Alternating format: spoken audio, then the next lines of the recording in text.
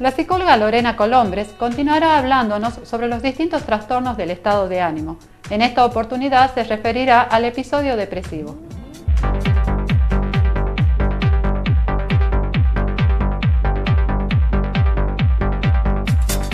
El episodio depresivo o depresivo mayor es otro de los trastornos del estado de ánimo.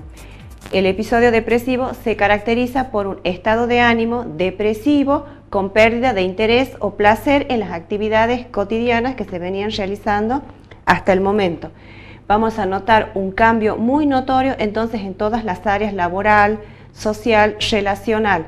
Podemos notar síntomas como por ejemplo trastornos alimenticios, trastornos en el sueño. En el caso de la depresión es muy común el insomnio, el enlentecimiento psicomotor.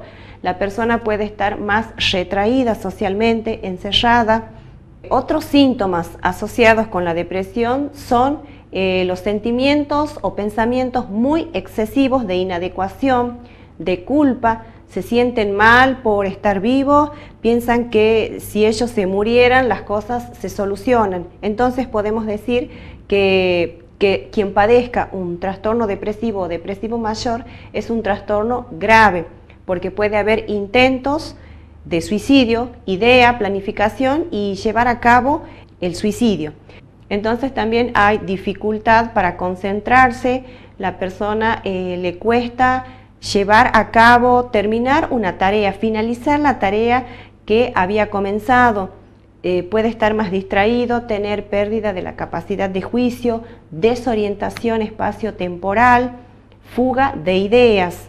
El paciente o la persona que padezca de un periodo depresivo a veces no nota su estado, son los demás los que pueden percibir sus facciones, el tono con que habla, el lenguaje que está usando. Podemos encontrar un lenguaje más empobrecido y decimos que se nota un cambio brusco y que estamos en periodo de una depresión porque la persona que padezca el episodio depresivo mayor puede venir de un episodio maníaco, que forma parte del trastorno bipolar, uno de los trastornos del estado de ánimo.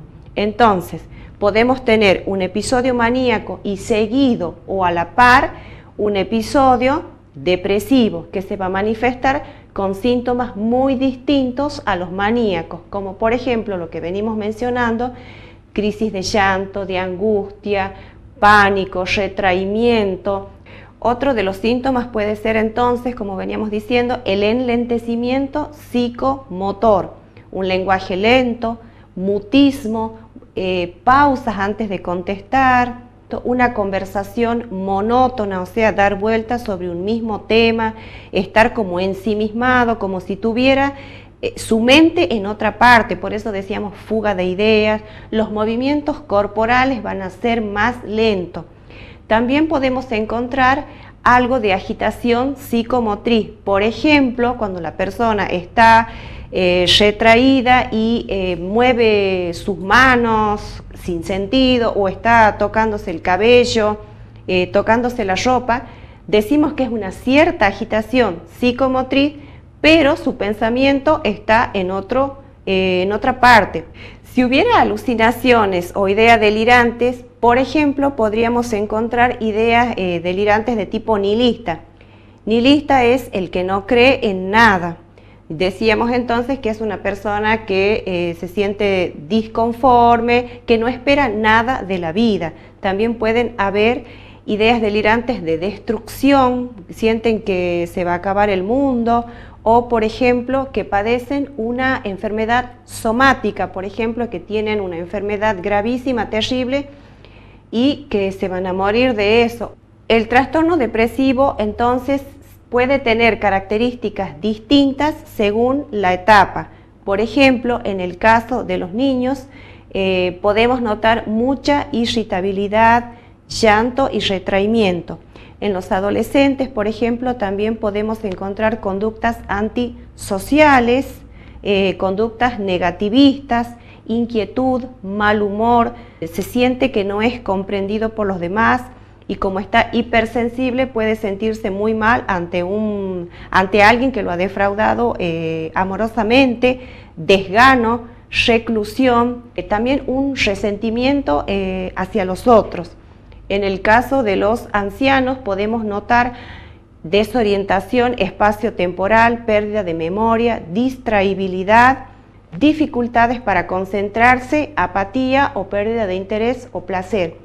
Tenemos que aclarar que el episodio depresivo no tiene una causa orgánica que lo haya originado y que sostenga los síntomas, como podría ser, por ejemplo, un accidente cerebrovascular o de infarto múltiple, o alguien que esté atravesando la pérdida de un ser querido o alguna enfermedad infecciosa. O sea, cualquier persona puede sufrir depresión como consecuencia de lo que acabamos de mencionar. Por ejemplo, decíamos hace rato, respecto a los ancianos, hay la enfermedad degenerativa primaria de tipo Alzheimer que comparte estos síntomas de la depresión, pero no podemos decir que tiene depresión mayor, sino que la depresión va a ser parte o va a formar la sintomatología florida del trastorno tipo Alzheimer. Por eso decimos que no es una causa orgánica o un duelo, por ejemplo, como la pérdida de un ser querido o un aborto no esperado. En cuanto a la edad de comienzo, podemos citar una media de 20 años, pero en realidad puede empezar, como acabamos de decir, en los niños. En cuanto al deterioro, es variado, va a afectar las áreas escolares, en el caso de los niños el rendimiento, el área laboral, si es una persona más grande, el área social y relacional. Hay casos también donde la depresión grave o severa puede llevar a dificultades muy grandes, como por ejemplo dificultades para asearse, para alimentarse, debido a los síntomas que venimos diciendo, como por ejemplo el enlentecimiento, el retraimiento, y si decimos que a veces toca con algunos síntomas de la psicosis, como los que se veían en la esquizofrenia catatónica, por ejemplo, la persona a veces está con posturas muy rígidas, entonces no se va a alimentar, no se va a asear, no va a tener una vida social esperable. Entonces, si nosotros pensamos que podemos estar frente a una persona que padece de este episodio, tratar de hacer un diagnóstico diferencial temprano, a tiempo, para dar una medicación que sea exacta, un acompañamiento terapéutico. Y si somos familiar de alguien que pueda padecer este trastorno, a la vez que nos ocupamos del enfermo, buscamos la atención adecuada, hospitalización o no, nosotros como familiares buscar ayuda o contención en grupos de autoayuda.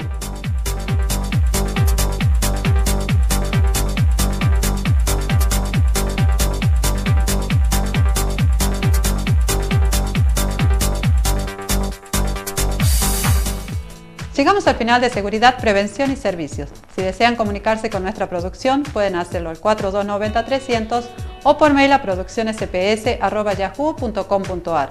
También, si desean volver a ver este programa o programas anteriores, pueden ingresar a www.productoradgq.com.ar o www.tucumantv.com programa SPS. Nosotros nos estaremos encontrando, si Dios quiere, el próximo domingo a las 17:30 horas. Hasta la semana que viene.